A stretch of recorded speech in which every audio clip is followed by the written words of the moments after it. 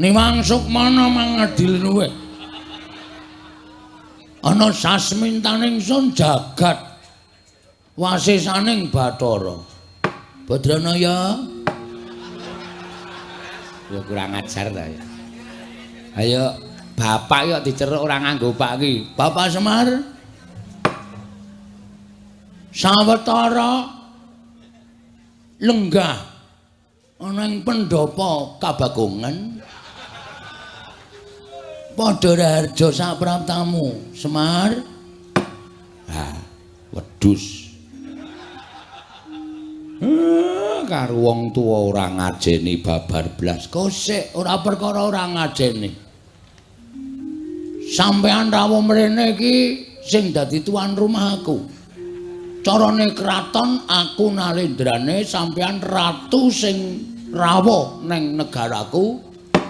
Dadi isih dhuwur aku derajate Bapak Semar. Sakarepmu, sakarepmu. Nek ana walate sangganen dhewe.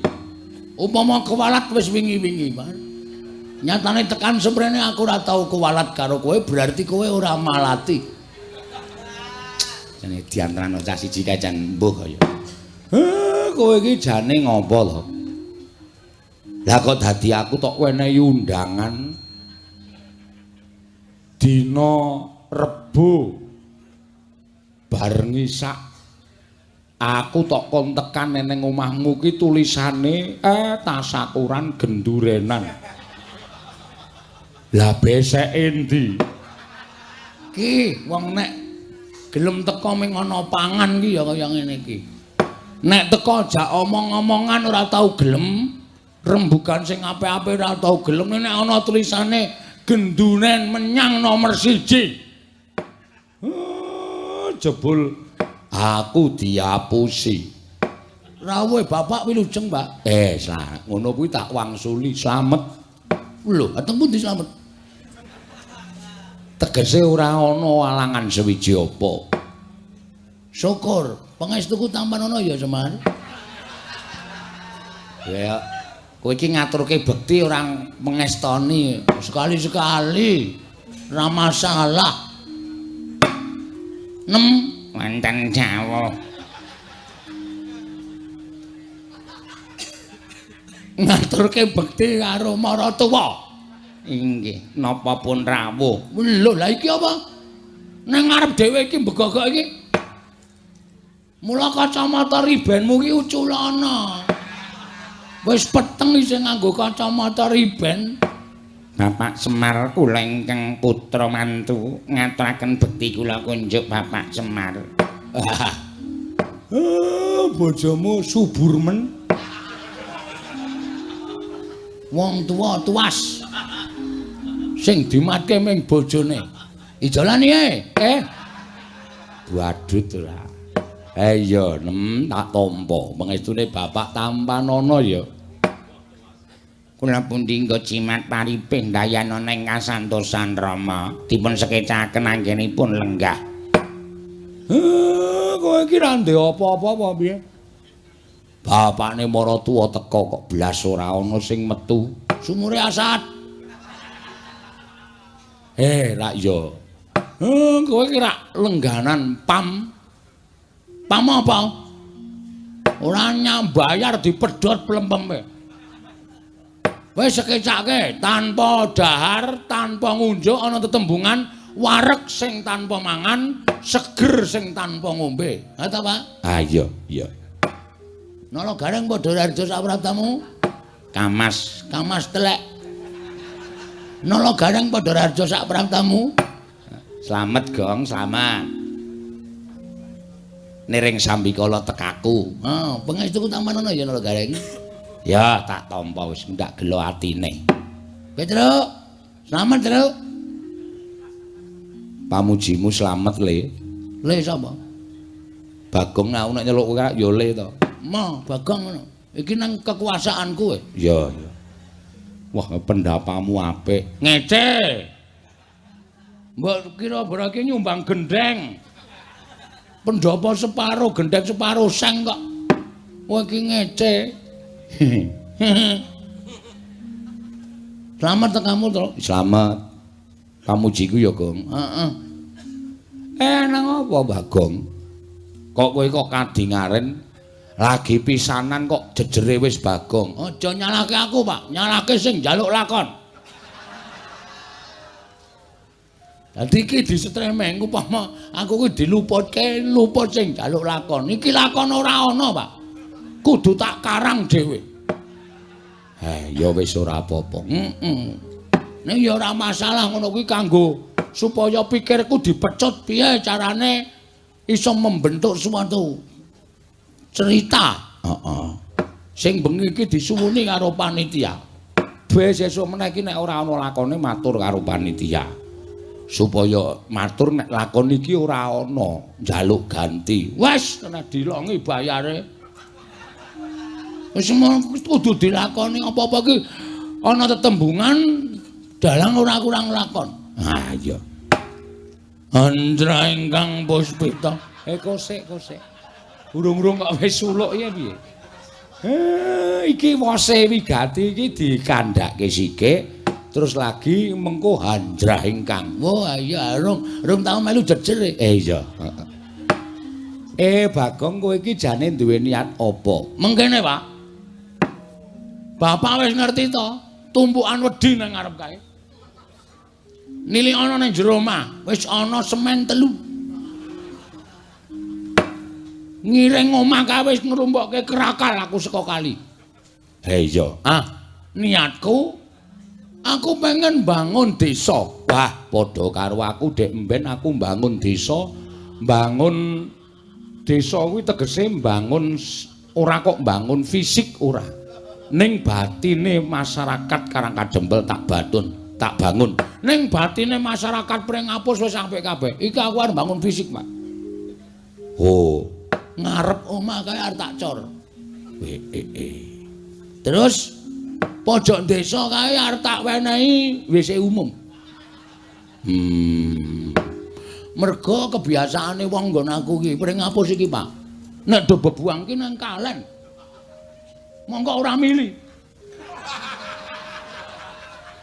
Dadi siji sing marai aku ki kepengin bangun desa kuwi supaya bersih. Tegese keresikan kuwi ya ngibarate kaya dene iso nuwuhake kesehatan, ta Mir? Papan panggonan lingkungan sing apa jenenge kuwi resik kuwi bakale nuwuhake kesehataning raga lan jiwa. Nah iki arep tak jak ayo to. Padukan Pringapus ki padha digawe resik, dalan-dalan digawe resik, pinggir dalan dikeki wit-witan supaya eyup. Merga lapisan ozon. Bagong kok tekan lapisan ozon barang iki. Iki wis arep entek. Ngono. Mula jagat ki ketok oleh panas banget ki merga wit-witan wis ora ana. Ha iki merga lapisan ozon ki wis menipis. Ozon ki apa, Gong? Sirup. Kae orson. Wah, lah iso omong kok radong. Ozon iki apa to? Ozon iki apa? Ozon nika pelawak saking Betawi. Kae jojon. Goblok kabeh. Lapisan sing melapisi ngantariksa. Ngoten, Pak? Wis. Mbah perkara bener Pak Luput. Sing penting aku iso ndelaske ya, Pak. Nah iki arep tak bangun. Supaya dalan desaku kuwi apik, becik, tur resik. Mengko nek wis desane kuwi apik, lek ku mbangun fisik ana ing desa Pringapus iki wis kelakon, apa ta sebabe arep tak gawe gotong royong. Merga jroning gotong royong kuwi ana kamanunggalan. Jroning manunggal dadi siji kuwi engko ana rasa karukunan. Nek wis rukun manjing dadi sedulur mujudake desa Pringapus sing ayem trentem nering sambikala uripe kebak ing kabungan. Ha ta, Pak? Iya. Anjra ingkang gosek. Ora kesusu to. Bola-bali kok mung hunjrah. Ya apa ya, Pak? Kusike. Ya, kabeh mau iso tak tampa. Ning rak ya mawa ragat to. Iki ngene. Rawuhe Bapak Nala Gareng karo Bak Petro kuwi tak suwun apa duwemu dolen, Pak?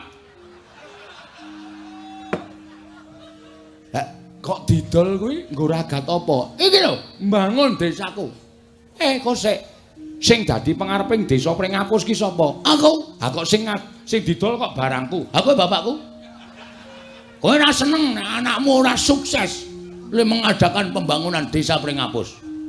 Ha kuwi jenenge kowe iki mbangun desamu ning yang sarake sedulurmu. Luwih becik sedulurku sing sengsara, mbangane kawulaku. Nek ngono ta? Montormu ya matu dhewe mah didol. Aja kanggo golek ramban ngalor ngidul le. Nggo makani wedhus e ora. Wedhuse idol sisan. Dadak arkoso golek ramban. Terus trontongmu didol. Ah, semah. Moh ae dienggo golek wedi kok ya. Nggo urip sedina-sedina kok. Ha iki aku nyuwun penganu apa iga pretekle Bapak.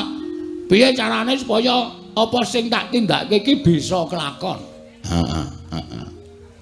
Ning aku mau ngebot-boti para kawula. Aku mau njaluk sumbangan per RT ngalor ngidul. Mau aku. Aku pengarepe darani wong tipis. Ning asline ya tipis tenan. Sik nek kowe duwe niat kaya ngono kuwi janjane sing tok jak rembugan aja aku. Lah sapa? Sapa? Kowe iki rak ndek bendara to? Ndara Pandhawa. Ndara Sinuwun Darawati. Sinuwun Mandura. Pirang-pirang bendaramu nek kowe matur kanthi apik-apik.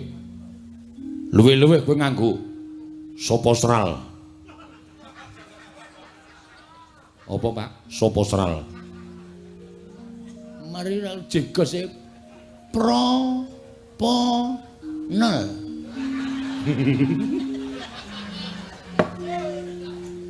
Proposal ya goblok. Proposal. Ah, daturke ndara-ndara. Mengko mesti entuk dana saka ndaramu Pandhawa. Aku isin, Pak. Aku wis terlalu membuat gawe ndara-ndara iki kabotan mergo duwe abdi aku. Aku mau aku. Lakon lan orane nggonku mbangun desa iki ya ming mergo saka aku, ora ya saka aku. Mergo wis tak dadaki, Pak. Terus? Bojoku pek tukunen terus. Nek carane ngenten menika kula wegah nek carane ngenten iki. Kula mah nek carane ngenten iki. Lara ati kula. Ora ditanyal-tanyalke ngono iki lho. Sore-sore kok gawe hawa. Ha terus piye? Aduh, mambeng atiku, Pak. Hendra ingkang nah iki puspitorum.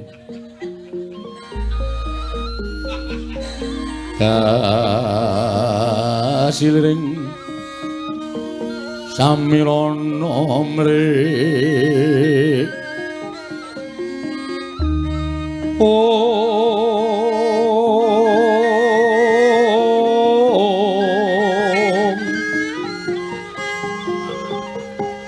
Sekal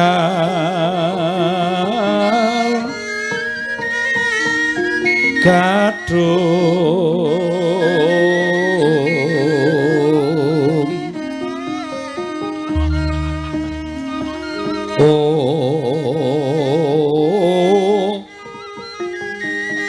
ngas kandanya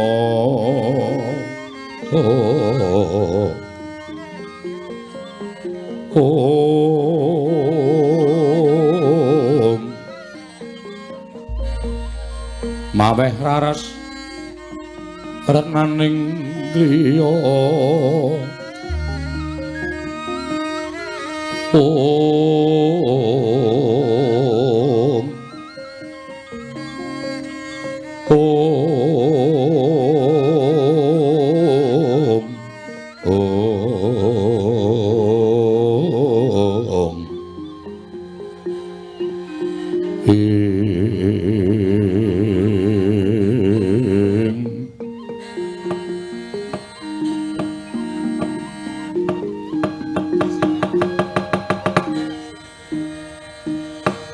Susah aku, Pak. Susah tenan aku. Aku kebacut biawarake mring kawula sak desa Pringapus tak kelumpukke nang omahku ngene. Aku nyewa to sistem. Sound system, tak wara-warake. Aku kepengin gawe kesejahteraane masyarakat sarana aku mbangun Pringapus. Ning barang aku lumpukke dulur-dulurku blas ora ana sing bantu. Bapak ya ora bantu terus piye? Aku kudu golek srana nendi wis, Pak. Bayangno.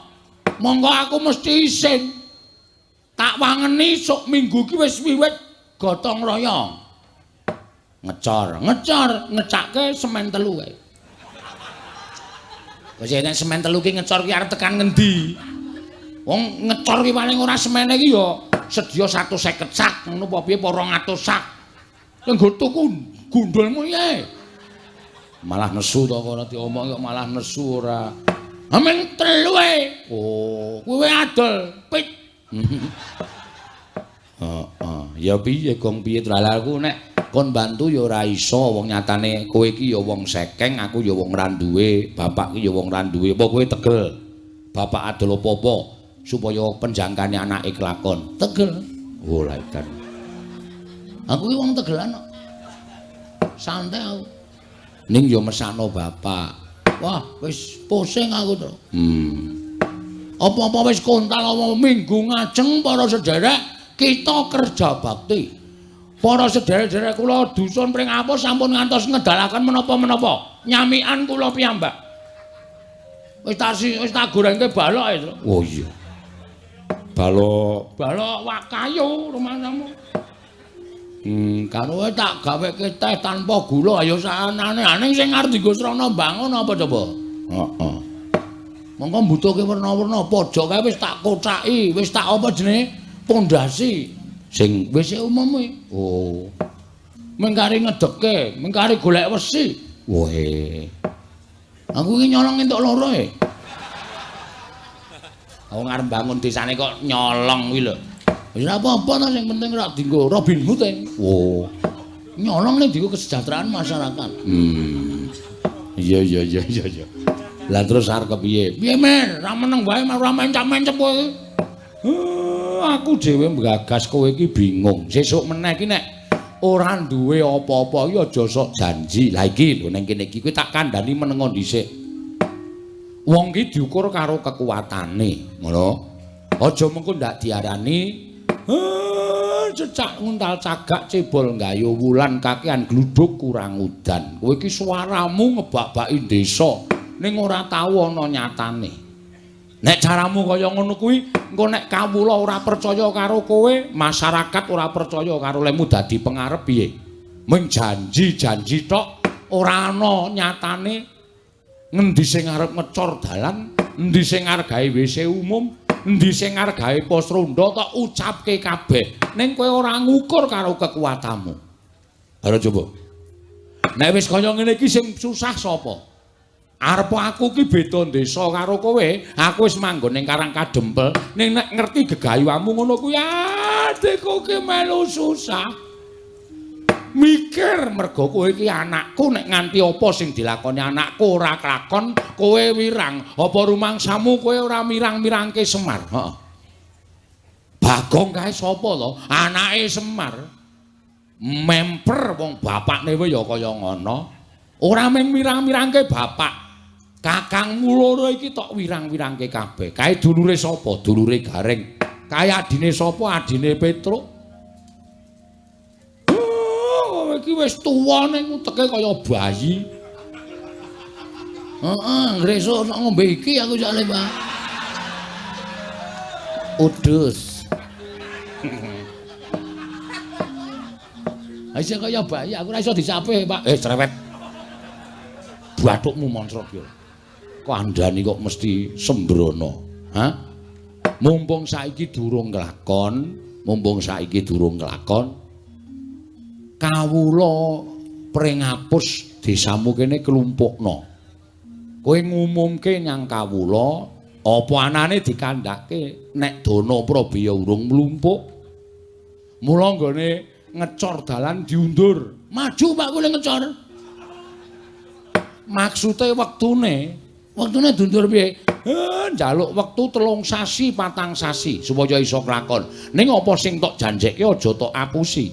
Tegese tetep kudu tok lakoni ning njaluk mundur. Mergo aku percaya penggalih kawula iki mesti ya bakal iso nampa nek kaya ngono kuwi. Ning nek kowe ora gelem mundur, tok tekati, kowe nyengsarake awakmu dhewe. Urung-ora-urung mesti mung kowe adol apa-apa. Pekarangan tinggalane bapak iki mesti tok dol. Kuwi ora apik. Sing ngomong sapa? Pekarangan aku ora tuku kok.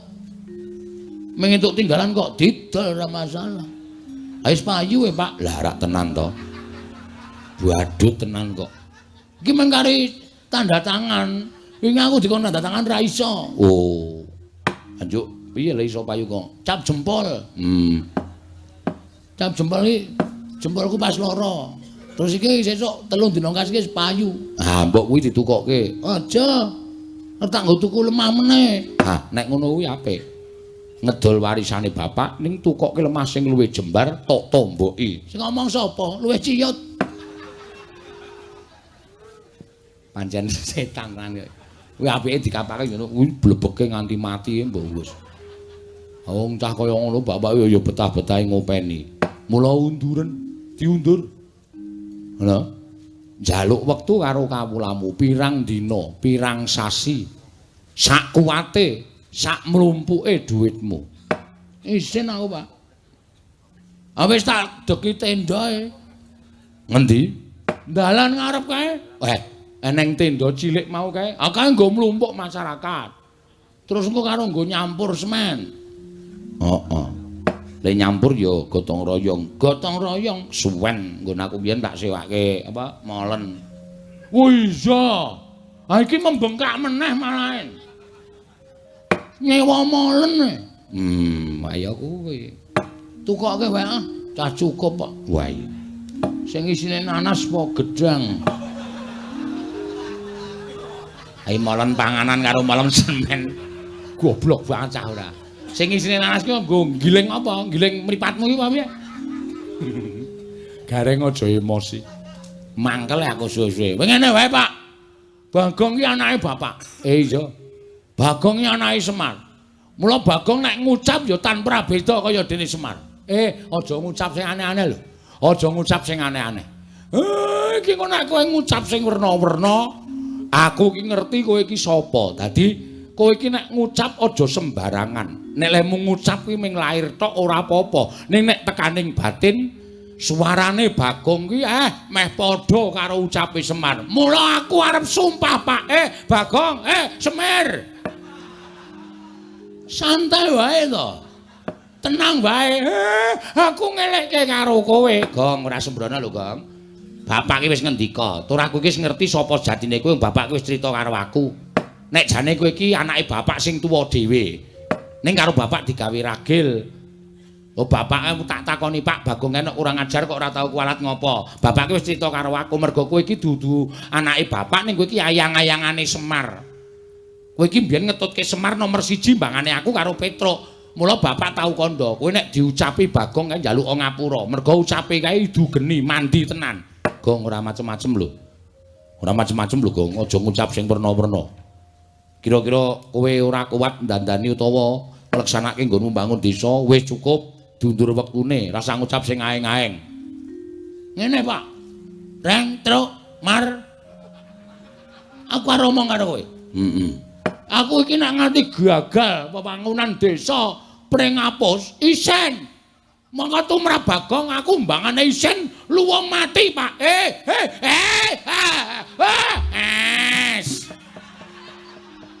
Ngendika sing apik. Kowe mundur nem. Tuthuk ketel ndasmu lho. Tenan aku trima mati tenan, Pak. Yakin aku ora goroh, aku ora macem-macem. Nek nganti aku ora kelakon nggone mbangun desaku iki,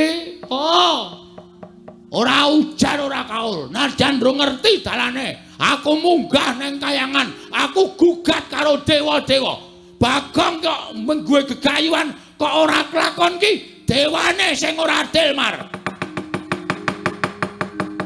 Sidhem jroning pasewakan wadya kung tanpa sabawa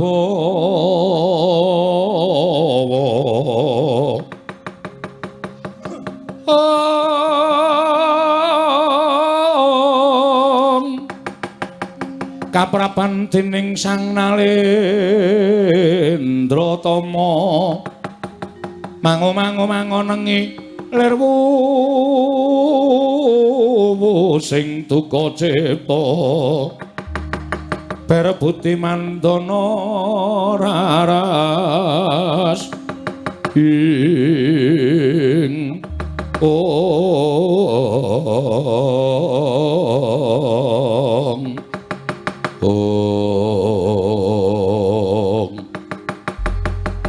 nalika semanten wus kawiyos ucaping Lurah Bagong ingkang dipun kuwatiraken dening Lurah Semar Badranaya.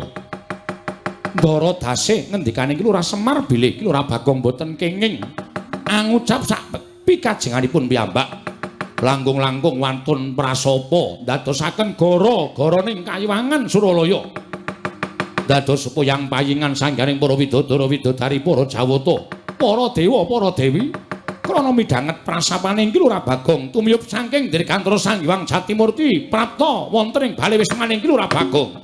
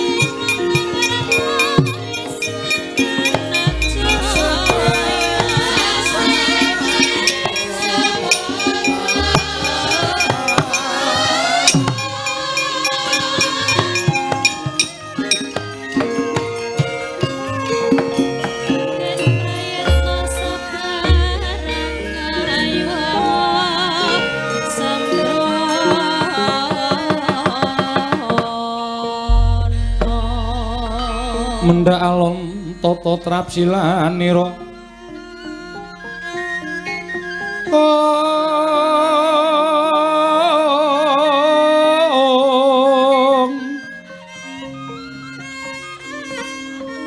ngajomaken astanira kalih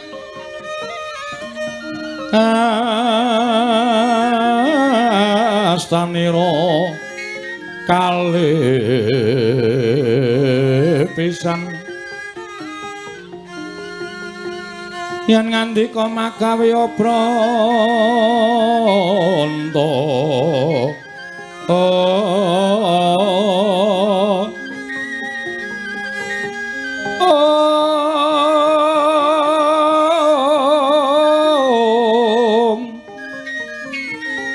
yen ngandika magawe Branta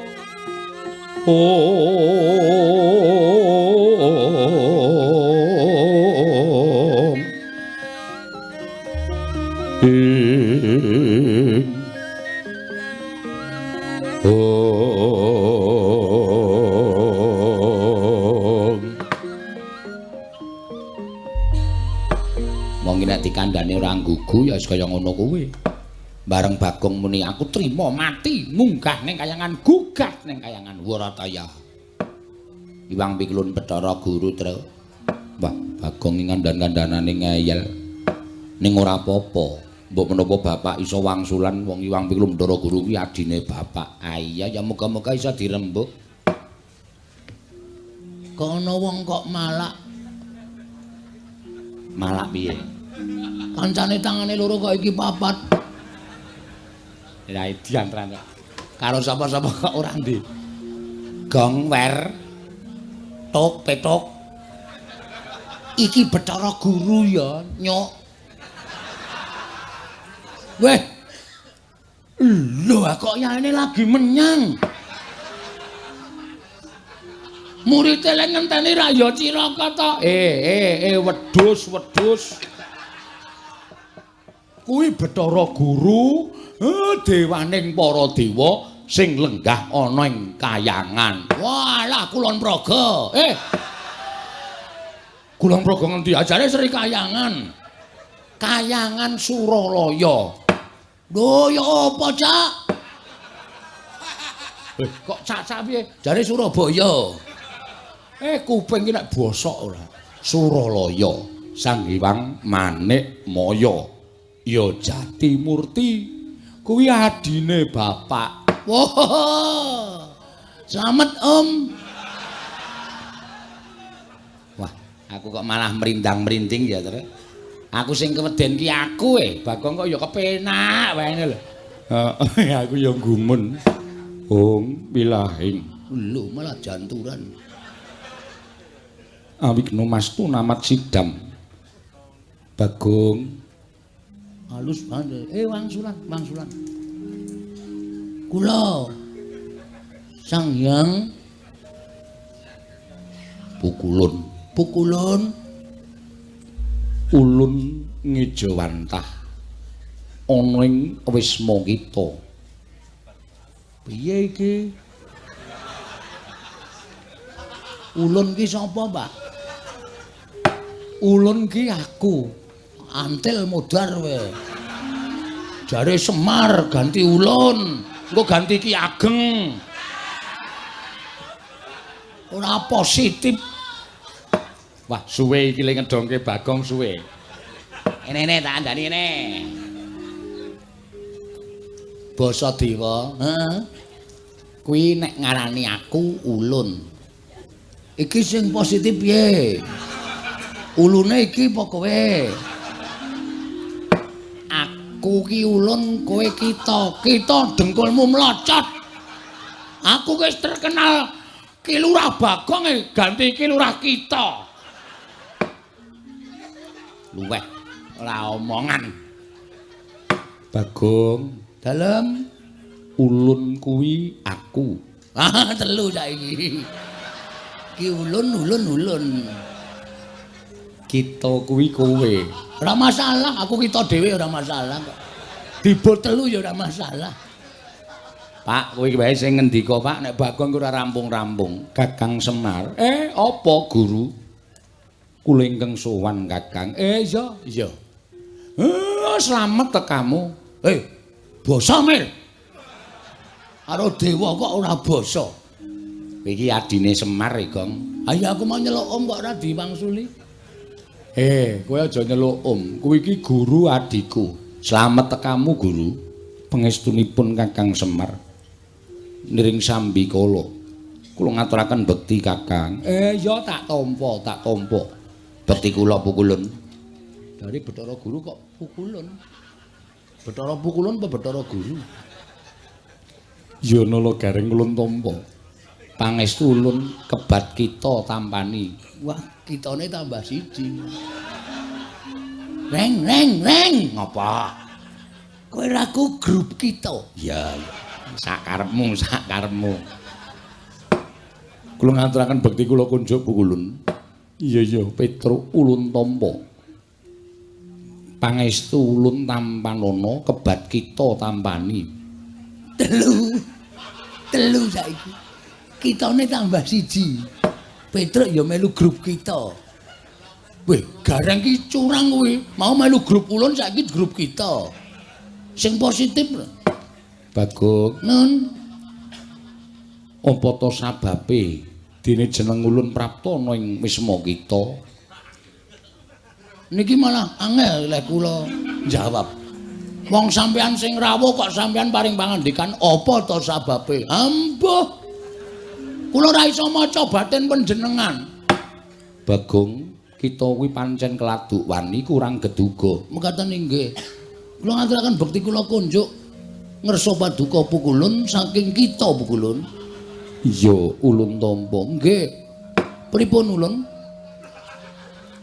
Rawuh panjenengan ulun wonten ing omah kula menika wonten pigatos menapa ulun? Kita nyuwun priksa kalawan jeneng jeneng Rika ulun. Kakang Semar. Piye?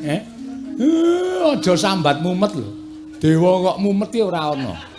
Nggih. Anggen kula prapta wonten ing mriki krana kula menika midhanget dhateng prasapanipun titah. Wondene titah ingkang prasapa menika kala wau mboten sanes kejawi namung Bagong. Putranipun Kiai Semar, Kakang Badranaya. Monggo sejatosipun Bagong menika rak sanes putra panjenengan Kakang. Nanging menika dumados saking wewayanganipun Kakang Semar. Duk nalika Kakang Semar minggah wonten ing Kayuwangan, nyuwun rencang dhateng ingkang rayipun Jatimurti, tumunten kula sowanaken Sang Hyang Bathara Tunggal. Dening Kanjeng Rama, ayang-ayanganipun Kiai Semar dipun puja wujud lare. Inggih menika Bagong. Ateges Bagong menika kekiyatanipun meh sami kalian Kakang Semar. Tinimbang nala garing menapa dene Petruk. Mila sakmangke wungsal wangsul kula wanti-wanti Bagong menika menawi ngucap sampun ngantos ngawur mangke mindak kedadosan saestu amargi ngibaratipun Bagong menika idu dados geni. Ngapusi iki. Kok ngapusi piye? Aku wingi ngidoni uwuh ora kobong. Atenan idu dadi geni do kaget kabeh. Angger tak idoni nyas. Maksude idu dadi geni iki sak ucape dadi. Oh, ngono to. Iya. Mila sasampunipun Bagong menika kala wau prasapa utawi sumpah. Kakang Semar mugi dados ning kawuningan kayangan geger. Kathah sangganing para dewa dewi ingkang boten kiyat nampi sumpahipun Bagong sami kepelajar nungsang puyang ninggal dhateng kayuwanganipun klebet Suralaya horeg. Rungkat bali Martya Kunda. Nalika semanten tumuli kula nidhi priksa dhateng kawontenanipun jagat jebul Bagong ingkang ndawahaken prasapa. Ing mekaten Kakang, kula nuwun sewu.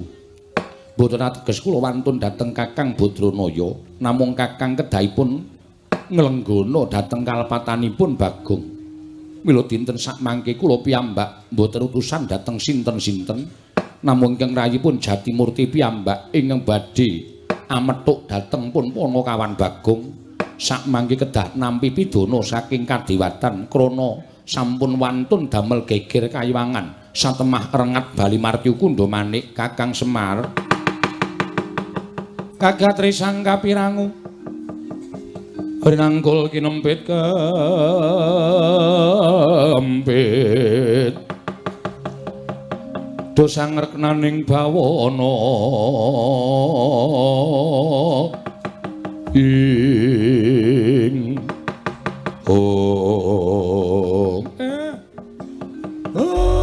pancen aku nglenggono lupute anakku pancen wis pancen disengaja mula guru mbok ya aku wene ana pangapura ora Bagong sing njaluk pangapura ning bapakne Bagong sing njalukke pangapura karo Bathara Guru supaya anakku Bagong aja nganti diboyong eneng kayangan aja nganti diwenehi pidana merga nggone wis keladuk wani nibake sumpah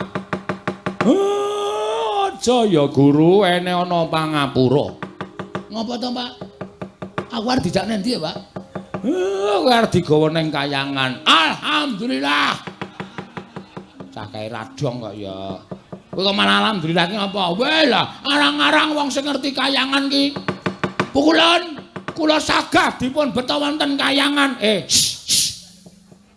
kok tapuk sandal cangkemmu ngapa ya Pak ngapa ya Pak kok ngapa ya Pak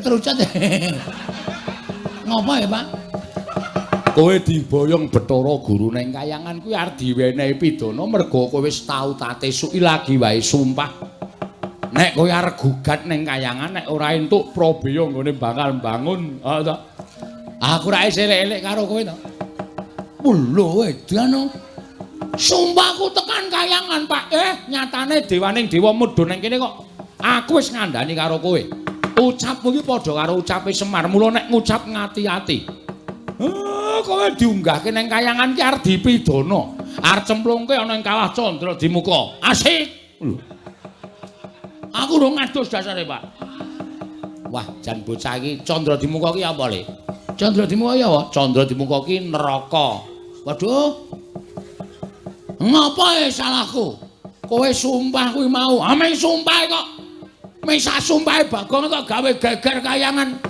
Bagong pripun mula gelem ora gelem kowe kudu tak boyong eneng kayangan dina samengko kanggo nglunasi apa kang dadi utangmu kanggo ngapokake aja nganti sira wani ngucap ingkang sak kepenake dhewe lah ya moh yen kita ora gelem kita bakal ulun ruda paripeksa jalaran prapta ulunana ing wismamu wis nganti sak kathahing para durandara para jawata ing bakal ngruda peksa kelawan kowe Bagong mula wektu dina iki Kakang Semar kula nyuwuni dipalila dhateng jengandika Kakang Semar Bagong badhe kula boyong mangke kados pundi kawontenanipun Bagong menika wonten purba wasesanipun ingkang rayipun Manikmaya kosek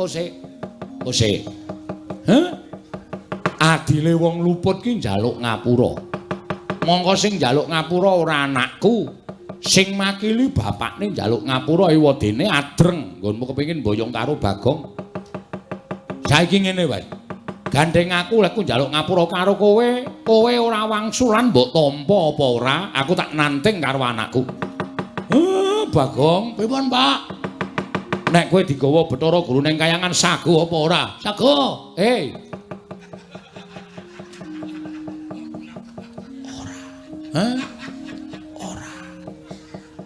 ora engko nek kowe diboyong ning kayangan sago apa ora ora Pak bagus nek kowe ora sago tegese Bathara Guru arep meksa karo kowe nek kowe arep dipeksa karo Bathara Guru kira-kira kowe piye ngibarate kaya dene cacing kepidak menungso kecekel tukang mancing dinggo umpan ora tekan gone kanggo nglawan ngomong wae cacing kepidak menungso ki ngolet butuh bales Pak aku ki menungso kedunungan perasaan aku ora ndek niat gawe geger kayangan niatku men supaya apa penjangkaku iso kasembadan mula nek nganti aku arep digawa ning kayangan aku ora sudi Pak aku moh nek aku dinikah Bathara Guru Kowe krungu dhewe to. Bagong anakku ora gelem tok gawa ning kayangan. Mula gandeng Bagong ora gelem, aku bapakne ya mbudidaya supaya kowe aja nganti kelakon boyong karo anakku. Mrai ngaten kula nyuwun pangapunten menawi kula kedah wantun kalian Kakang Semar. Kowe iki wani karo aku iki jane wis ket biyen. Ming mergo mbok kowe nggunakake tata krama basa sing alus. Ning jane Semar iso maca legetaning atimu aku wis iso maca. Kowe wiwit aku ijik mapan ning kayangan iki jane kowe sengit karo aku mula aku tok setrakake kanthi cara tok wadul karo bapak Sang Hyang Bathara Tunggal. Aku mbok arani kepengin dadi dewaning para dewa terus aku mbok fitnah. Kowe matur karo Sang Hyang Tunggal nek Semar karo utawa Esmaya karo Tejamaya do gelut padha rebutan kepengin dadi dewaning para dewa tumuli aku dihukum dening Sang Hyang Tunggal kon mangan pagering gunung jagat sisih wetan lan kon mangan pagering gunung jagat sisih kulon nganti bubrah ragaku kaya ngene tumuli aku mudhun ning kayangan terus panjang kamu kelakon dadi ratu ning para dewa janjane kowe iki ragil ora duwe hak tumraping kayangan ning merga saka apa kalgawemu nganti aku disingkirke saka kayangan ora merga kowe nduweni rasa gething keburu sengit karo Semar to ha Bathara Guru ulun boyong ning kayangan cemplungke sapiteng luputan tumrap Semar Badranaya ayo ora kowe wangsulan ayo gage mula pendak-pendak kowe mudhun ning jagat pendak-pendak kowe gawe srana kuwi mesti supaya kowe iso mateni karo Semar mergo kowe iki rumangsa keganggu lemu dadi dewa ora tentrem lemu dadi dewa ora jenak mergo aku ijek urip ana ing Janaloka mula kowe pendak-pendak gawe perkara kowe pendak-pendak mbibiti perkara karo Semar sirmu lak ming kepengin jangka karo aku to kaya iki kowe bakal mboyong karo Bagong kowe ngerti nek Bagong ki ayang-ayangane Semar nek nganti Bagong iso tok lebur ning kayangan kono aku persasat ilang kekuatanku mula kowe terus bungah atimu seneng pikirmu mergo kala mangsa kowe jangka patine Semar bebasan angel mijet wae ngranti suwe banyu sinarik ayo iya apa ora apa aku tak waca kabeh legetaning atimu apa njaluk tak waca kabeh lehmu gawe gara-gara tok ucapake geger kayangan ki jane ora sepiro wa ming sak ucape Bagong ya bener kayangan ketaman hawa panas ning ora nganti para dewa padha mlayu saka kayangan kowe iki nek omong senengane ora mbok pikir kowe ngandhake dewa kena gara-gara sumpahing Bagong padha mlayu kok kowe ngandhake kula wis ngirit Wadyabala dewa tegese dewane dorane ndi to kowe pinter ya Semari asem gatekan wong iki apa sing diucapke wong iki iso dimbalikke dienggo menerjang mbok rasa omong kok aku sesuk mangkel lho omong. Kowe iki nek omong waton ngawur tur waton njeplak cangkeme ra. Ayo kowe arep wangsulan piye? Lah nek kowe nang kene mau ijen aku percaya kowe nek para dewa iki padha bubar ora karo-karuan. Ning kowe ngandhakake Kakang Semar nek Bagong mboten purun kula boyong kula rudha paripeksa amargi kula sampun beto Wadyabala Durandara Wadyabala Dewa. Lah tegese dewane do ora ngapa-ngapa to. Upama sumuk rak ming ngucul klambi to. Kowe iki senengane gedhek-gedhekke perkara. Nek sing salah rombong aku mbuh Bagong, mbuh Gareng, mbuh Petruk, mbuh Pandhawa, mbok gedhek-gedhekke permasalahane, mbok gedhek-gedhekke perkarane. Pamrihmu bisa jangka ringkihe Semar.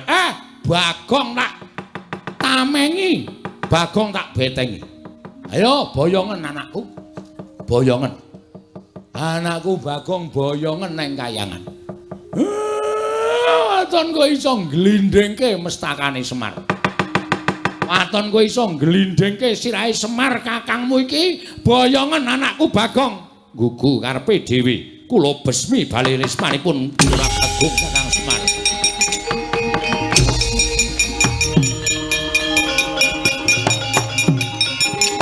Matur nuwun, Pak.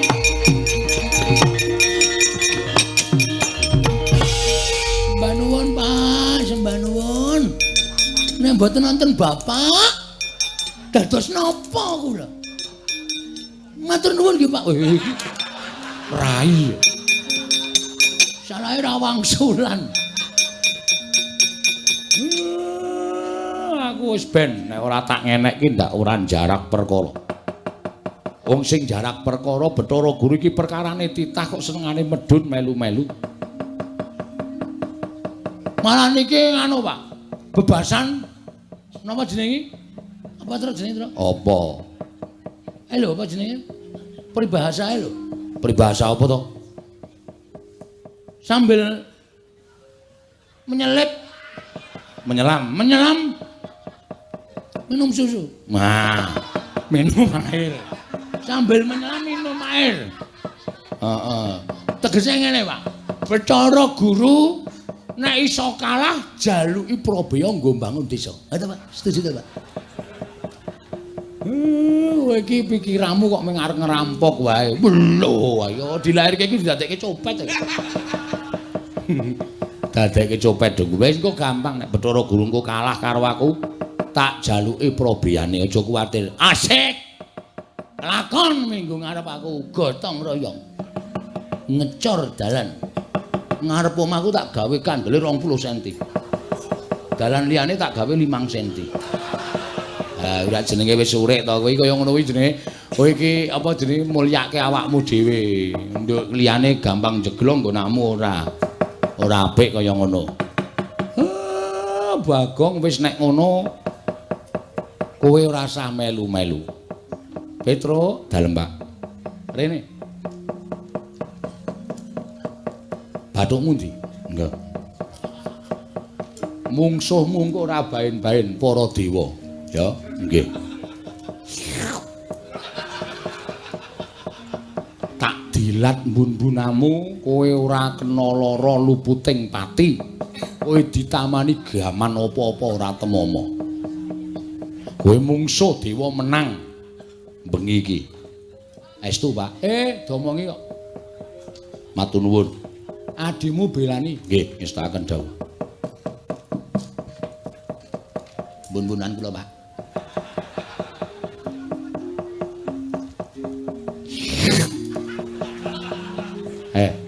Wah maknyes. Dian. Kula ditumbak ya ora temomo, ora. Disuduk keris ya ora temomo, ora. Di circle ya ora temomo, ora. Gleleng iki aku arep ngajar dewa-dewa terus. Ya. Halo, Pak. Kowe arep melu perang apa? Melu. Iduku wis entek. Wih, senengane kok. Liyane wis waton teles. Aku ora kepoyo. Gak aku mer. Eno. Lara dikai kok aku ora. Wis. Wah, edan. Nang mripat Padang ya, Tru. Ketetesan soalé ngoten. Kula mboten lega ra sing manah kula.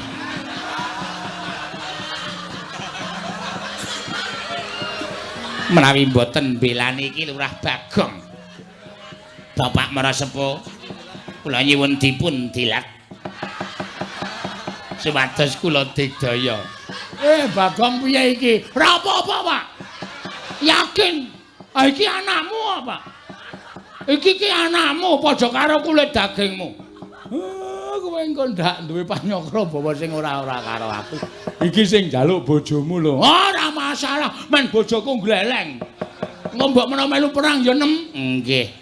Monggo ki Lurah Semar kula aturi ndilat dhateng kula.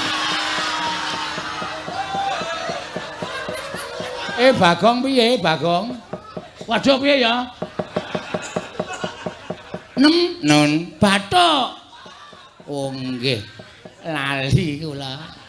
Nyun pangapunten Bapak Semar ngen Bathuk. Ngono bungkuk ora.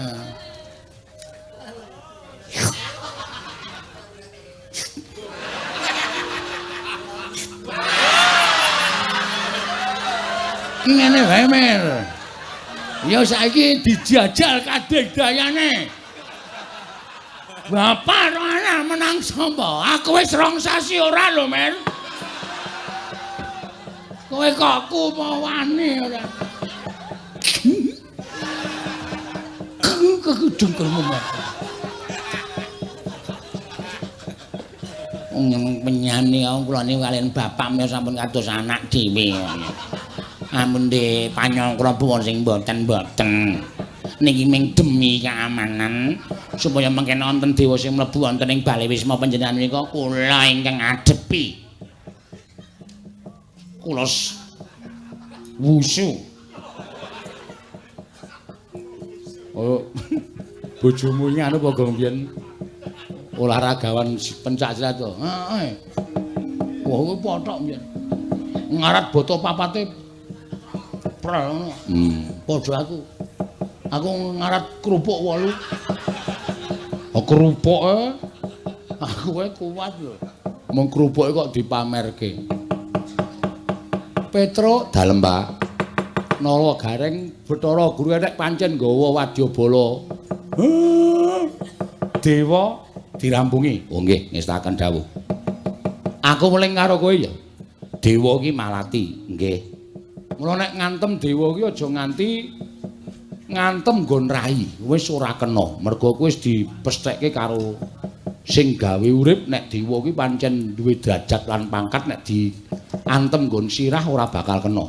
Waduh, atus nggen pundi? Ngantem dewa kuwi dada medun. Dada medun. Pupu angsal entuk. Weteng angsal entuk, waton dada medun. Ya, Tru ya. Ha iya. Omongi. Nek diantem nggon weteng ora apa-apa, nggon pupu ora apa-apa, diplotot wae. Kuwi le mari 3 dina laran-laran. Nganti suwane matuk ngono lho. Bagong. Awi pusaka. Ha iya. Kelemane nang kono kuwi. Nala Gareng karo Petruk kowe mangkat to dhisik. Ndika ngestaken dawuh, Pak. Nggih, Pak, ngestaken dawuh.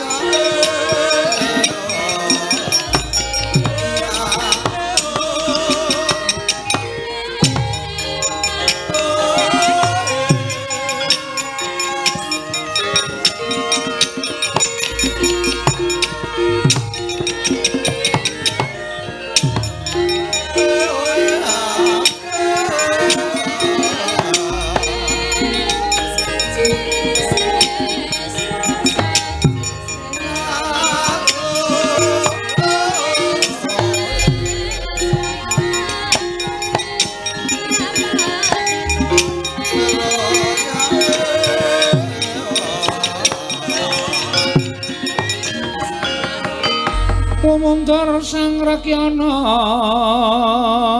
pateh pondanging Prawadyabala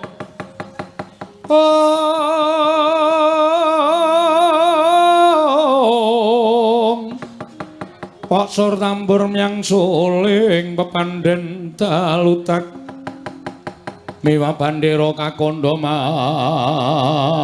warna-warna Pindha Jala Triyana Sri Kawuryan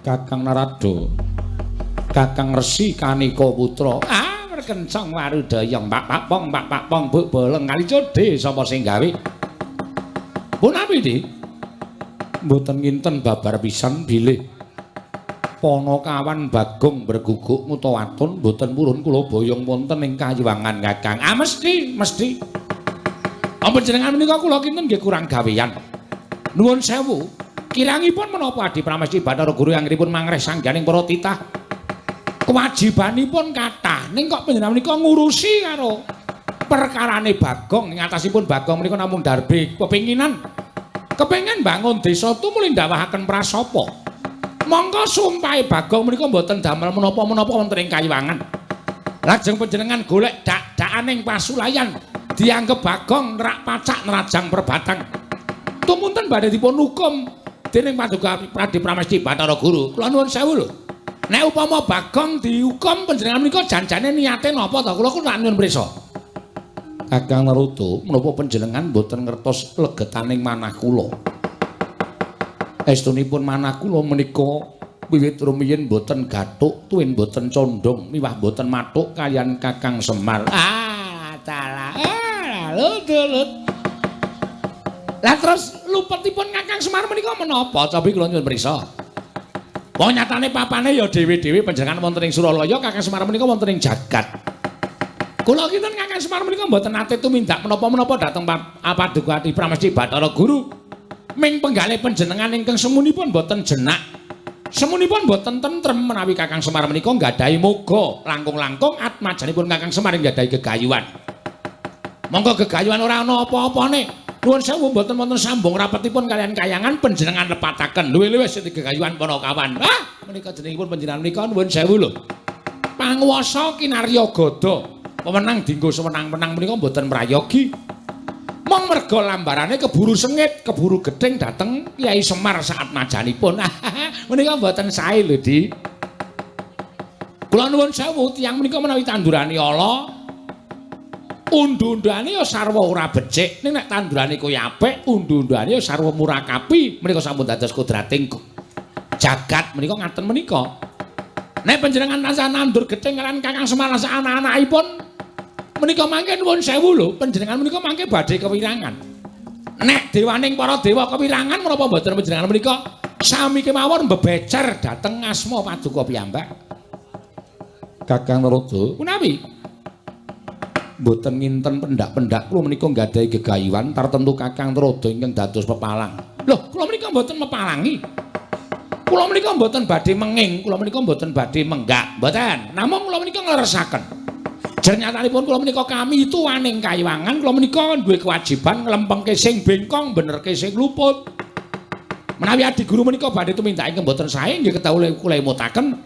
Menawi adi guru menika badhe menggok margi ingkang lepat ingkang kedah kula emutaken menika kewajiban kula. Ewadene menawi panjenengan dipun emutaken bebasanipun sampun wegah napa wewarah nampik pitutur becik, ha nggih monggo panjenengan nggali pangaos. Kula sumanggaaken. Ning nek panjenengan mriku mangke nandhang wirang merga saka pokale Panakawan. Ampun ngantos panjenengan sambat kalian kula. Badhe kula dodo Kakang. Nggih, monggo wis pancen ora iso dikandhani wis murka sumanggaaken. Indra kula wonten timbalan. Brahma wonten timbalan Pukulun. Yama Dipati wonten timbalan Pukulun. Penyarian nggih wonten timbalan. Aja ninggeng cicir. Ulun keparengake dina samengko kita ngruda peksa kelawan Bagong. Upama ta dulure Bagong kabeh sartane wong tuane bakal dadi pepalang, ulun paringi Purbawasesa kita wani kelawan Kakang Semar.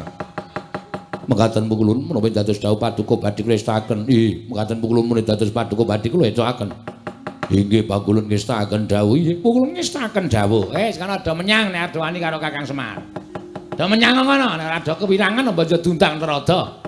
Kakang Narada mboten tuwun. Mboten kula tak dados penonton kemawon. Kula tak sorak-sorak kemawon. Ah, mangke menika kula niki kewirangan ndak kula melu-melu, pokoke kula tunggak waru godhong dadap. Tegesipun menapa? Narada ora melu-melu, ora melu garap pun cekap semanten.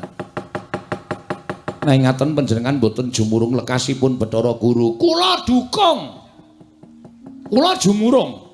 Kula menika ndederek. Waton pernyanyi Adi Guru menika nggadahi lekas ingkang sae, gegayuhan ingkang sae. Ning nuwun sewu. Nek pakartinipun Adi Pramesti Bathara Guru menika mboten sae ngalisir saking anggrang-angring kautamaan. Kula nuwun sewu, kula mboten melu. Mekaten Kakang nggih. Nah ngaten lenggah ingkang sekeca. Kula piyambak ingkang badhe bondo kelawan atmajanipun Semar. Kanthi cara mekaten Kakang Semar sampun boten gadah kekiatan merga atmajanipun badhe kula cemplungaken wonten ing kawah Candradimukha. Monggo. Ajeng mancemluke kawah, ajeng mancemluke wajan menika. Panjenengan iki gadhe Purwawesa. Wis kana Indra do menyang kana. Kowe do ora mikir apa piye? Ming semaga karo dawuh Adi Pramesti Bathara Guru, kowe ora ngerti mungsuhmu iki ora wong baen-baen. Ketoke mungsuhmu ki ming nala gareng karo Petruk karo Semar. Arep do mlebu ICU ana do mangkat kok. Remuk kabeh kowe. Arep nyama Dipati Kuto njabut nyawa, kurang-kurang bedane jabuti untumu karo nala gareng. Do menyang Indra Brahma Yama Dipati penyarikan mangkat dina iki ngisrahaken dawuh paduka Hyang Adi Kulo.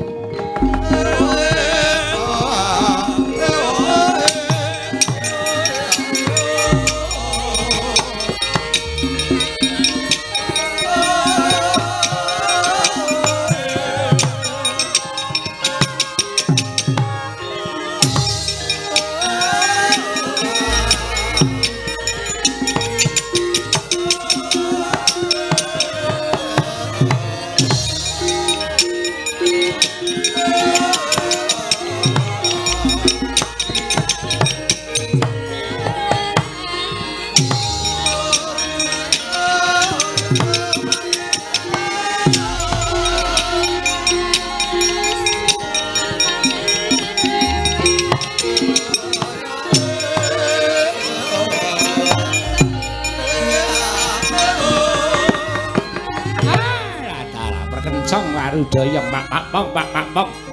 Buk bolang kali code, sapa sing gawe nangka bosok dikopiok kari betone. Remone lelakon apa to Hyang Pramesti Bathara Guru iki pendak-pendak dikandhani kok ora gugu ae. Wis tak tontone wae kaya ngapa kahanan kedadeane.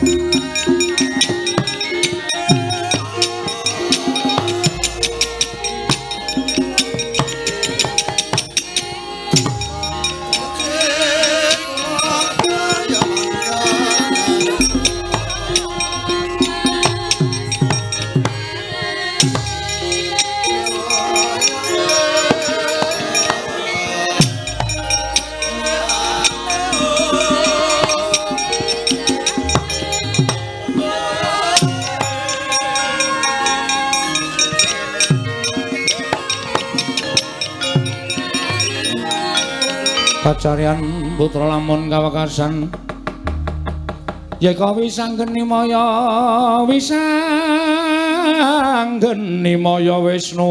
Pratenta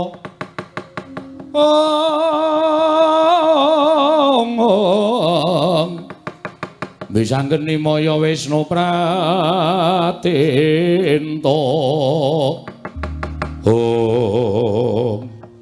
wah dewa do tekan kene ya, Tru. Heeh. Monggo dewa ki nek mlaku kok ora ngambah lemah ya. Kaya demit ya, Tru. Heeh. Ning ngarepe kaya ngomong awak dhewe sebacut diwenehi jaya kawijayan Pak. Nglabuhi karo celeng gudiken iki.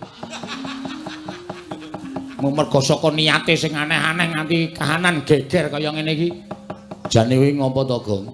Kowe jane ikhlas ora ewange aku? Nek ora ikhlas ora masalah. Do mulih ngono. Wis mau dikandhani karo bapak didilat bathuke mbun-bunane karo bapak. Men dadi wong digdaya barang tekan ngene ngundhamana wae setan wae. Ya ora kok jeneng aku ora ngundhamana ning sirmu ki ngopo jane kepengin bangun terus kowe sumpah barang nganti guru medun barang ki Bapak wis ngendika to. Jane sumpahku ki ora ana apa-apane. Wong aku mung ngomong apa anane. Ning mergo guru ki jane mung golek dak-dakan ning pasulayan karo bapak. Mekasan sumpahku ki dienggo dak-dakan ning pasulayan karo Bathara Guru supaya iso tekan kene. Ngerti to? Kowe iki jane ora mbelani aku, ning mbelani bapak. Ha iya. Ha iya. Perang. Lah kowe ngopo? Lho, lenggahan ngunjuk kopi. Nonton wong perang. Biasane kowe iki sing perang karo aku gareng iki cah ringkih kok. Wis didilat bun-bunane. Garenge ora terdas apa-apa. Ya Reng, kowe iki ora kok mung ora terdas. Kowe mangan balungane ora terdas ya Reng ya. Sekarang untune wis entek kaya. Maju. Siap gerak. Waduh. Ora tak siapke linmas ki. Arep do tuman ora. Wis tak dadekke keamanan kok. Cangkemmu, lencangkemmu, kok cangkemmu. Lencang muka, gerak. Tegak gerak. Berhitung mulai. Tempe 1. Sate 2. Goblok kira tau baris ora. Wis ora sembrono, minggira. Nek pancen kowe moh perang kowe mundura. Tangane karo Petruk. Heeh, pasrah keselamatan ya, Mas. Iya, aja kuwatir, Dik. Heeh.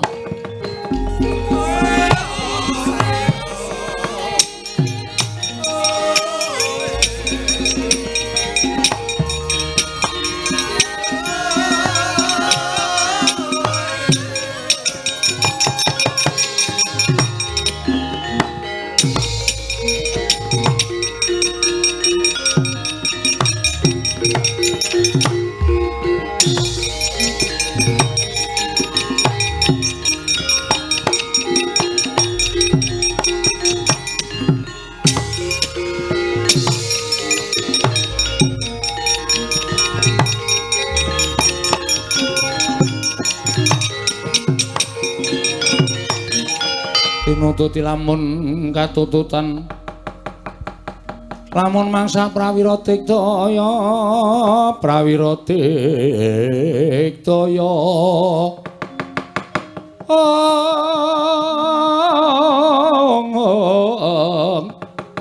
runanggana magawe gelari rawang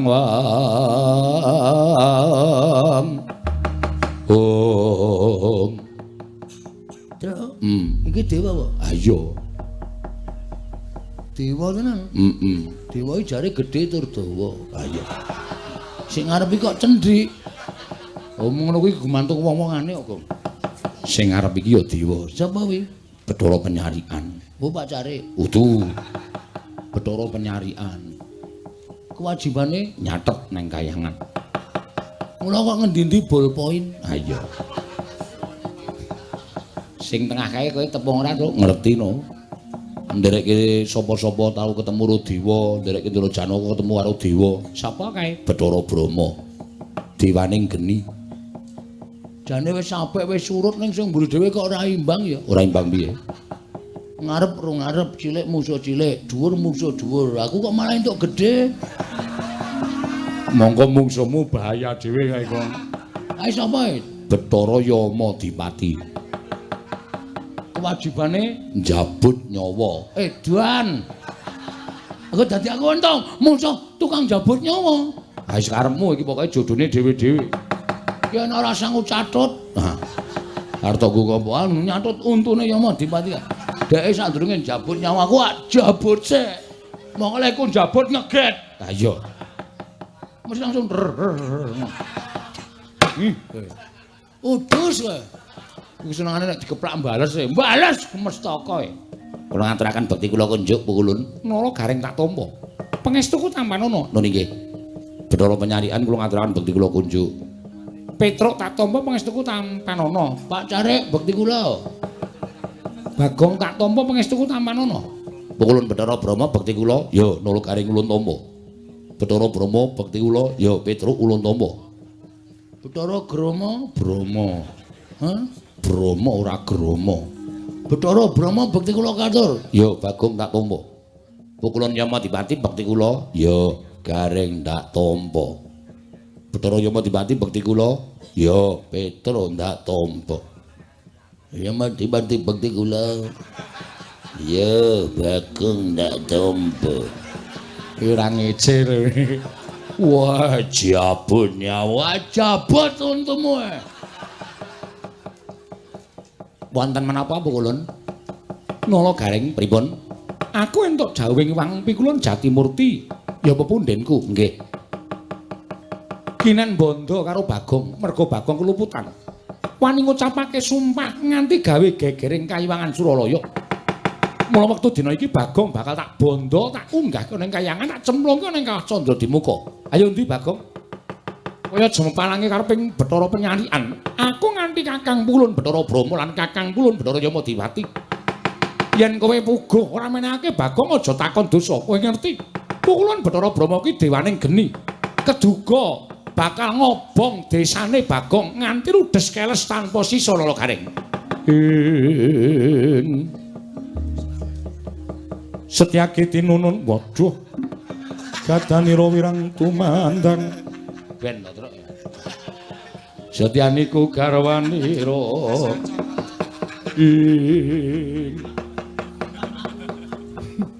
Ameng Garing kok suluke Setyaki. Amen ketok gleleng ya ora. Sri Baladewa Narpati. Nah iki ngopo iki ora. Ora asah werna-werna to, Gong. Nuwun sewu. Kula wis didhawuhi kalih Bapak Semar kinen mepalangi sapa kemawon sing ajeng gawe kapitunaning Bagong, gawe cintrakaning adi kula Bagong. Ora mawas menapa menika dewa, menapa menika wadi, menapa menika wada. Tetep ajeng kula pepalangi. Lho, kowe wani karo para dewa sing nawedeni apamu? Bagong ora salah ora luput. Bathara Guru tedhak ning Madyapada ngluputke Bagong mendika pawadan nggone sengit karo Semar. Iki asline ngono kuwi. Wah, mbok terus rek. Ayo ora. Terus saiki tak takon karo sampeyan. Nek ora iso ora usah dijawab. Tak takon karo sampeyan. Kena apa kok dewa ki ado sengit karo Semar iki jane masalah ya apa? Luwe-luwe Bathara Guru ki kok sengit karo Semar jane masalah apa? Aku tak takon karo kowe. Aku tak takon karo kowe, masalahe apa kok sengit? Lho, kowe malah ora basa bareng karo aku. Lho, kamu ngarep gelut kok dadak basa. Ngendi ana wong gelut kok basa? Ketiban asta kula jengkelangku wandhanira. Antene ora serem. Ayo, arep muni piye kowe? Yen ngono kowe wani karo para dewa sing nawedeni apamu. Ora minggat suarep aku tiban tangan kene marganing patimu. Leng, eling. Apa, Tru? Dodo medun. Oke, siap. Reng, eling. Dodo mentuk. Panganan wae ora. Aku brutu ya. Iya, iya. Kene mergani matimu, mang maju. Ladeni Bathara Penyalian.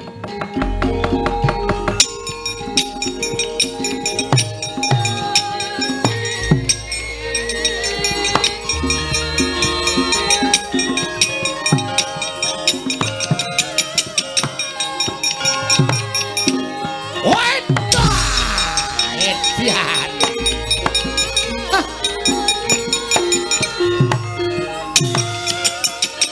Mati, wes ora. Iya. Udus Arnendi.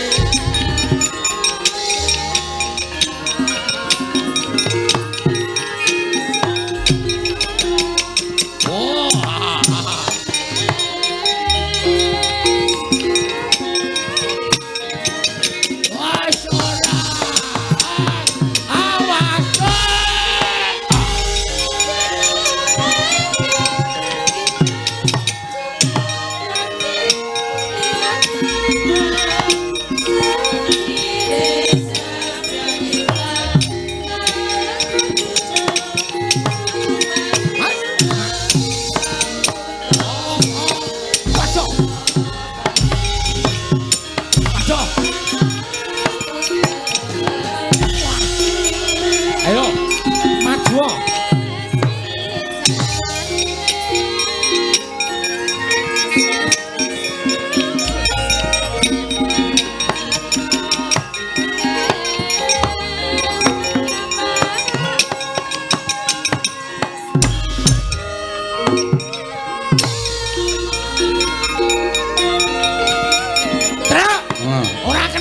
dodo medun. Oh iya Ning.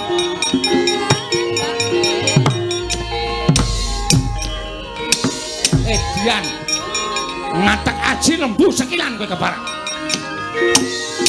Ayo. Milih awakku.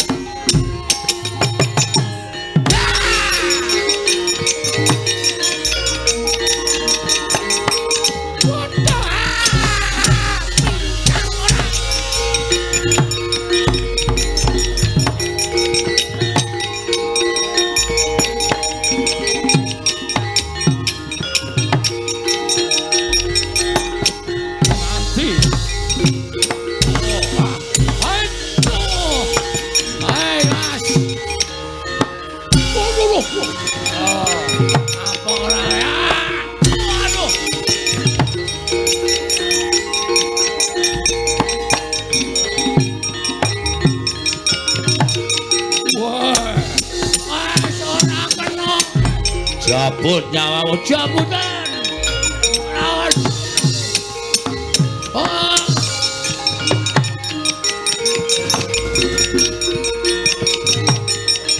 Wedan.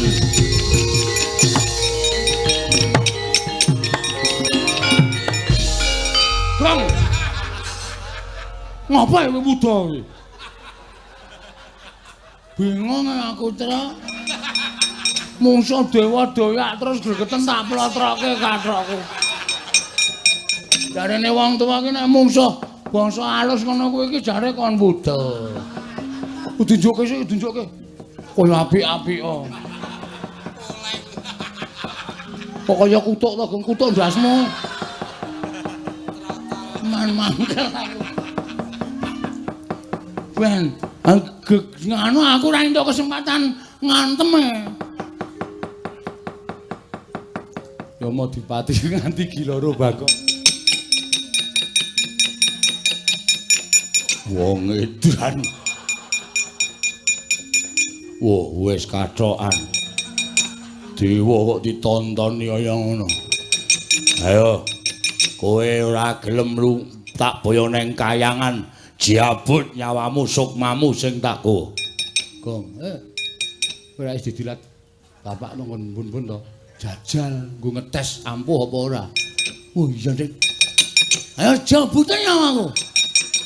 Oh, lakon mati. Ayo tak slenggarake regane nang kene ku, Dra. Dra. Santai wae wis didilat bapak.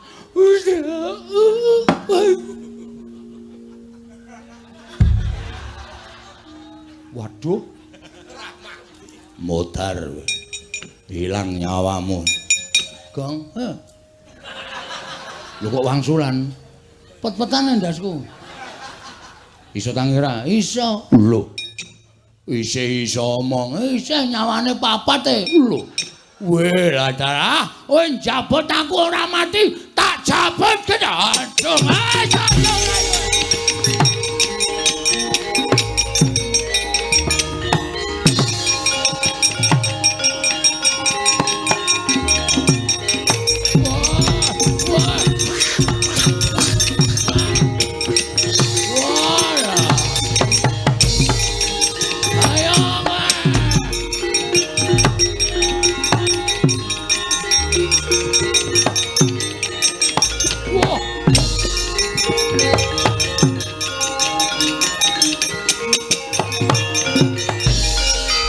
Gong oyak-oyak Kakang Yamadipati. Iki sapa iki? Brama. Wedan. Kowe iki Brama? Iya. Berarti sesuk ning radio-radio kae. Dudu. Brama Kumbara? Udu. Adimu ndi? Sapa? Mendili. Mandili.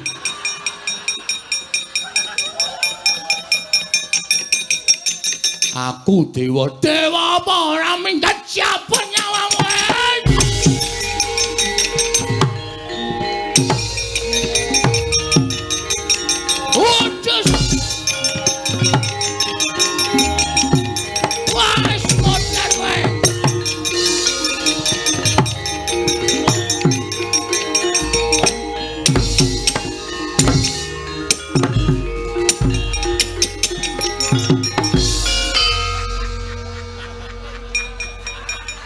Aku ngamuk mataku lamur apa ya? Petruk sing tok jabut. Sarae mendono. Ngawur ngene ora. Iya, cuman balekke nyawane.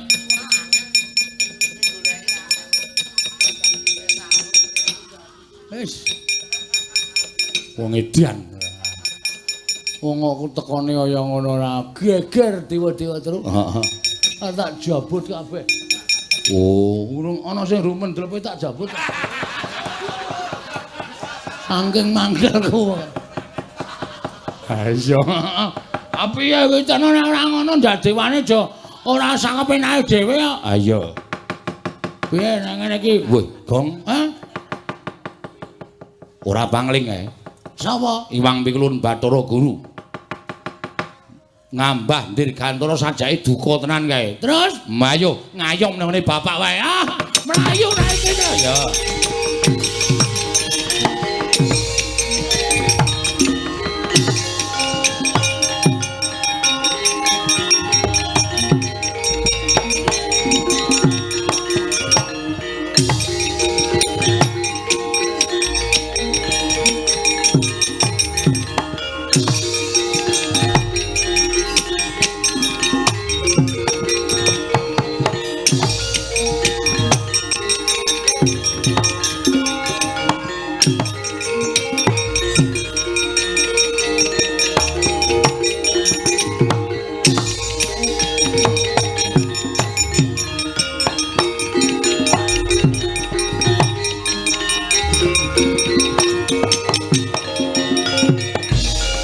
Marika den prayitna semuriris eka balik titiyane gandayane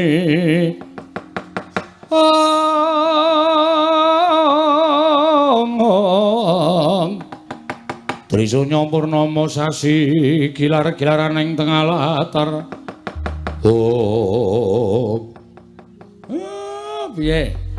Dewa-dewa iki nek pakartine ora apik arep derajate dewa karo anak-anakku do mlayu kabeh. Kuwi nandhake nek apa kang dadi niatmu pancen mau diregeti nganggo blendenging angkara. Kula namung badhe nyuwun atmajanipun Kakang Semar inggih menika pun Bagong. Bola-bali tak kandhake to Bagong ki anakku. Lah nek kowe arep mboyong karo Bagong aku mesti ora entuk wong nyatane keluputane Bagong ora iso dibuktekke kanthi nyata. Nanging Bagong sampun kalepatan sak mangke badhe kula lebetaken wonten ing kawah. Kowe iki pancen ngengkel. Saiki ngene.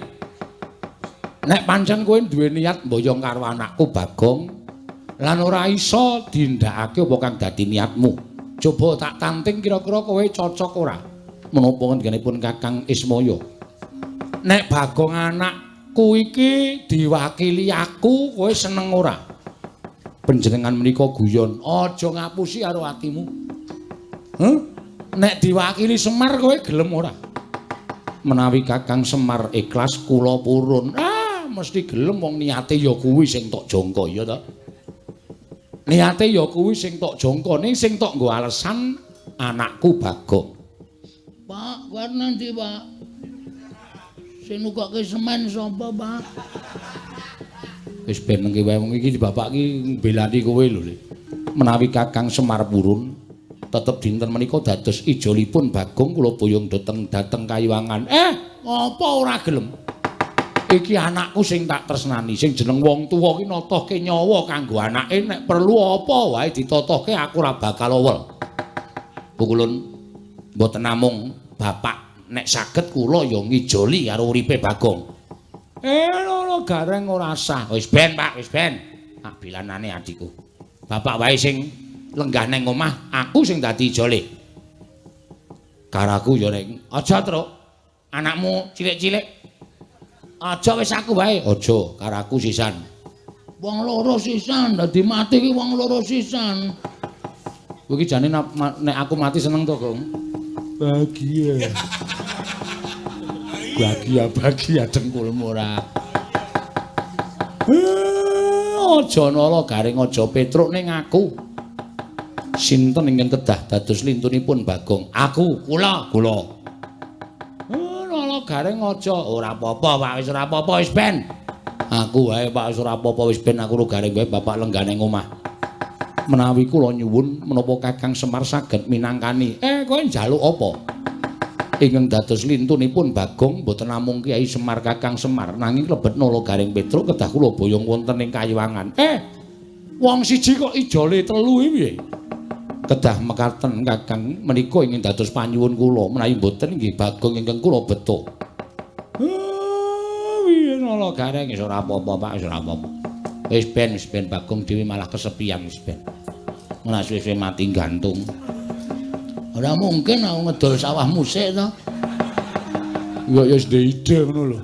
Nek kowe arep ning Kayangan iki dhek wis ngerancang rencana selanjutnya jelas. Ora iki udu Bagong kok. Ya wis nek pancen niatmu kaya ngono aku manut. Wis aku nala garing karo Petruk sing munggah ning Kayangan. Menika saestu. Iya. Nggih kula nderek pukulun. Nanging ngaten kula aturi bidal. Sak menika sareng kan lampahipun ingkang rayi. Iya tak tutke aja kaya bocah cilik Bathara Gurayu.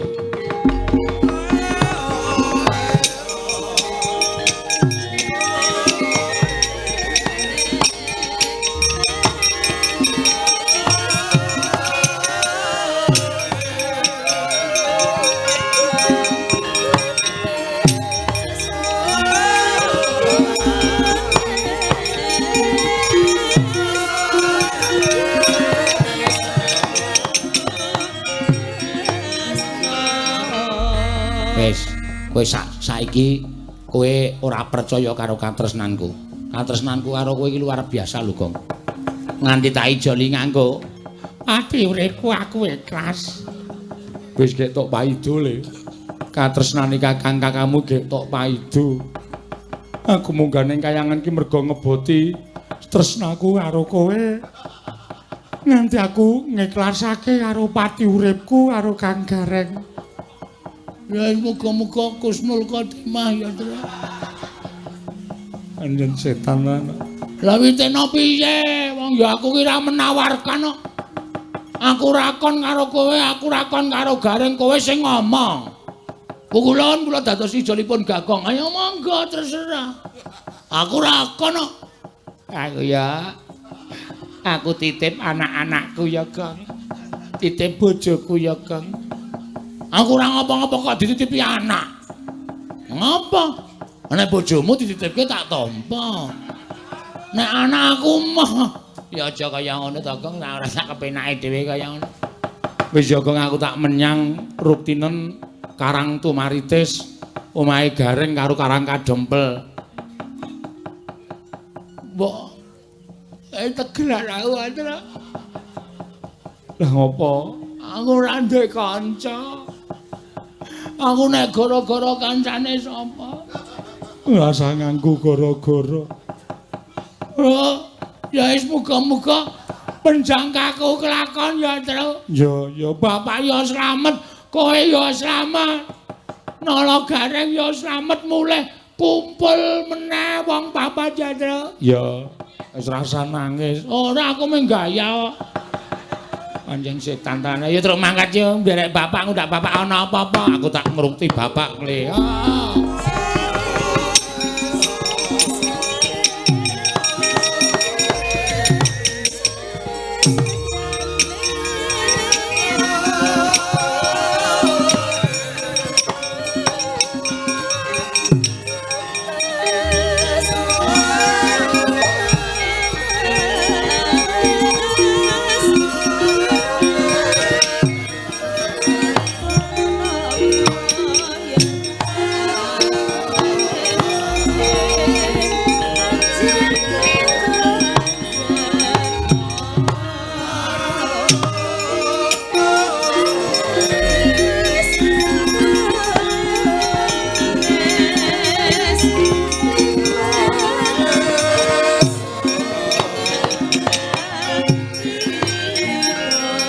Palugon laguning lekas lukita linut ing Lukita linuting kidung kadung kadereng momong memangun manah rahayu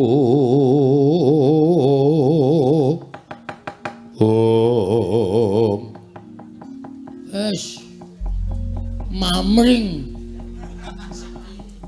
sepi iki monggo mengkari telung dina aku janjeni karo masyarakat arep miwiti kerja bakti bangun desa gak Semar malah minggat Gareng ya melu Petruk ya melu terus piye iki tak pikir-pikir ketoke Semar Gareng Petruk mbelani aku ning jane nginggati aku nginggati masalahku wis kena aku rambut didaya sapa ya sedulurku sing iso bantu karo aku ki monggo Semar ki woi jandeng kelingan aku Semar ki duwe kakang ya kuwi kakang Tomblok Togok wah siwa Togok arep tak jaluki donatur anggere ora ngegawe tonyo Siwata. Ben ora ngono ndak ora rampung perkarane. Siwata Siwambira tak jaluki kabeh. Kejaba saka kuwi aku arep nyuwun bambiyantune Siwata. Ki bapak nek ora tak slametke, Gareng karo Petruk ora tak balekke nang alam donya iso kelangan wong tuwa, kelangan sedulur lanang tenan aku. Wah. Tegak. Aku rawa wae. Aja kaget penggalemu ya wae, siap-siapke kabeh bondo didelekke. Kendak tak colong wae aku teka tenan wae bektiku katur ya wae.